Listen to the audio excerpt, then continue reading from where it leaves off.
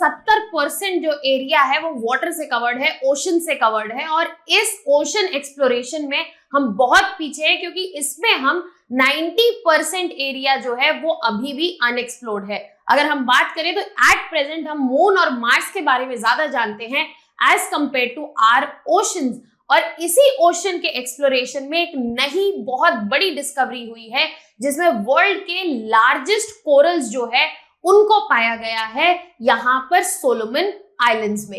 Hello students, welcome to Chahal academy. My name is Shubhangi Singh और आज हम बात करने वाले हैं वर्ल्ड लार्जेस्ट कोरल्स जो कि रिसेंटली डिस्कवर हुए हैं सोलोमन आइलैंड्स में।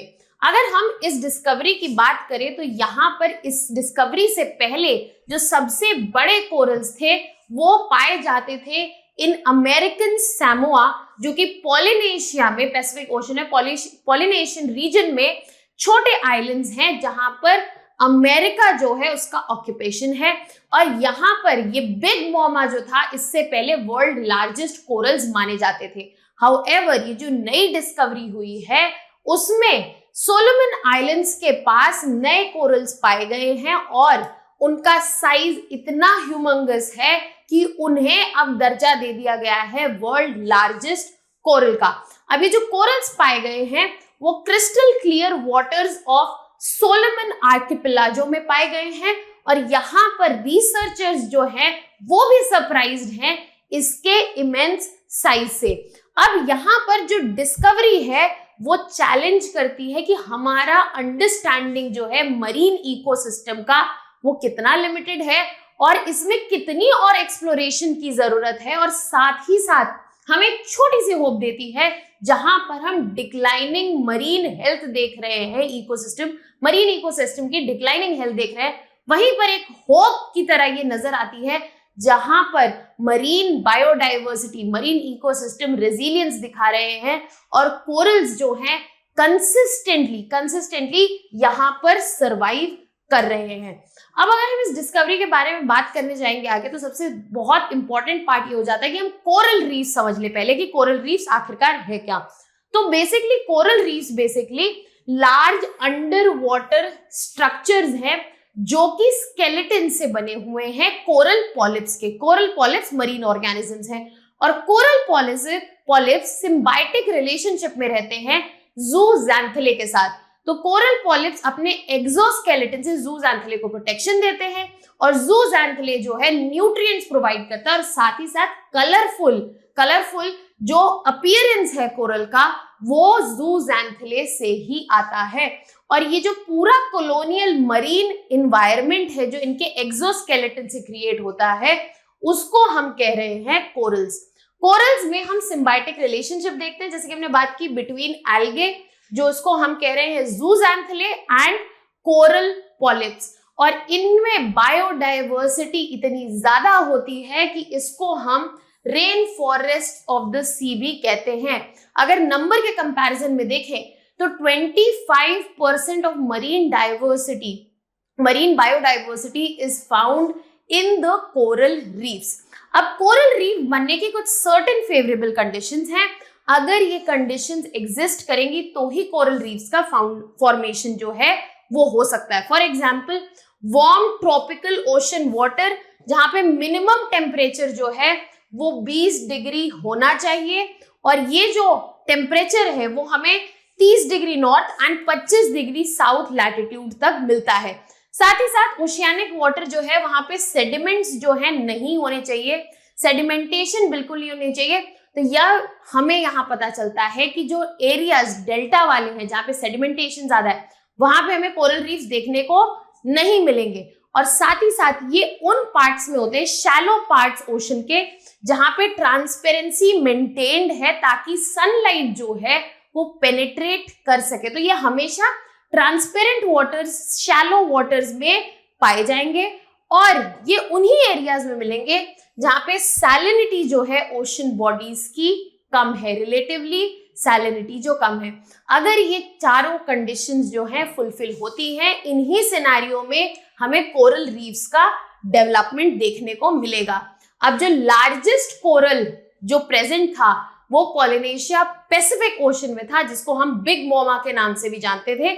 अब इस डिस्कवरी के बाद ये नए कोरल्स जो सोलोमन आइलैंड्स के पास मिले हैं वो वर्ल्ड लार्जेस्ट कोरल्स जो है बन गए हैं। अब अगर हम जो नए कोरल्स जिनकी डिस्कवरी उनकी साइज की बात करें तो they are almost 34 metre wide and as well as 32 metres long. अगर हम इस साइज की बात करें तो it is almost equivalent to a size of whale. और ये जो मेगा कोरल पाया गया है इसका जो प्रीवियस रिकॉर्ड होल्डर था जिसकी मैं बात कर रही थी बिग मोमा, उससे तिगुना बड़ा है। तो 3x साइज है इस नए कोरल का age compare to the last record holder big mama जो कि अमेरिकन सोमा में पाया जाता था। अब अगर हम ट्रेडिशनल कोरल रीफ्स की बात करें जो कि कई कॉलोनीज से बनती हैं, ये जो कोरल पाया गया है इसमें एक यूनिकनेस है कि ये सिंगल कॉलोनी से बना हुआ है। So that makes it important. और ये कॉम्प्लेक्स स्ट्रक्चर जो सिंगल कॉलोनी से क्रिएट हुआ है इसमें फर्दर रिसर्च और अंडरस्टैंडिंग की रिक्वायरमेंट है कि कैसे इसमें nearly 1 billion coral polyps single colony में सरवाइव कर रहे हैं। अब इस डिस्कवरी को काफी मॉन्यूमेंटल और हिस्टोरिक माना जा रहा है क्योंकि यहाँ पर रिसर्चर्स ने ये मासिव कोरल जो है समझा था कि ये काफी बैड शेप में होगा, काफी खराब हो चुका होगा given the situations like global sea temperature rise, ocean acidification, क्योंकि यहाँ पर एक इमेंस साइज और यूनिक शेप देखने को मिल रहा है। बट ये कोरल जो है 300 साल पुराना है और ग्रेजुअली ग्रो भी कर रहा है कंटिन्यूअसली अपने प्रिस्टाइन वाटर्स में।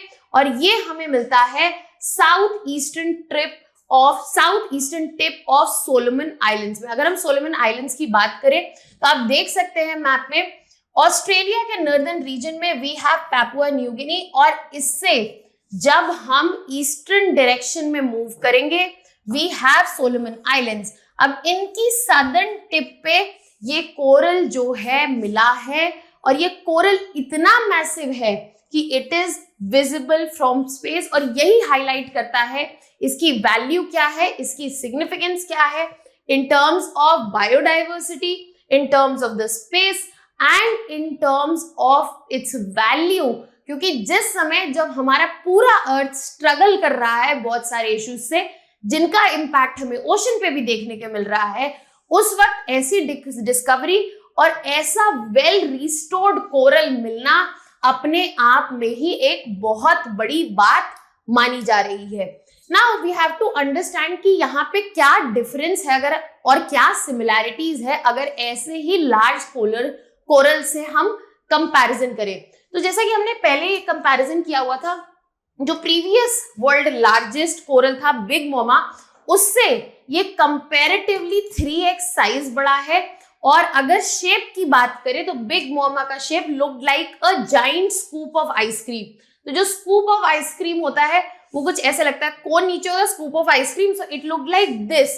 बट जो नया कोरल स्प्रेड मिला है हमें सोलोमन आइलैंड में, it looks like a melted ice cream on the floor.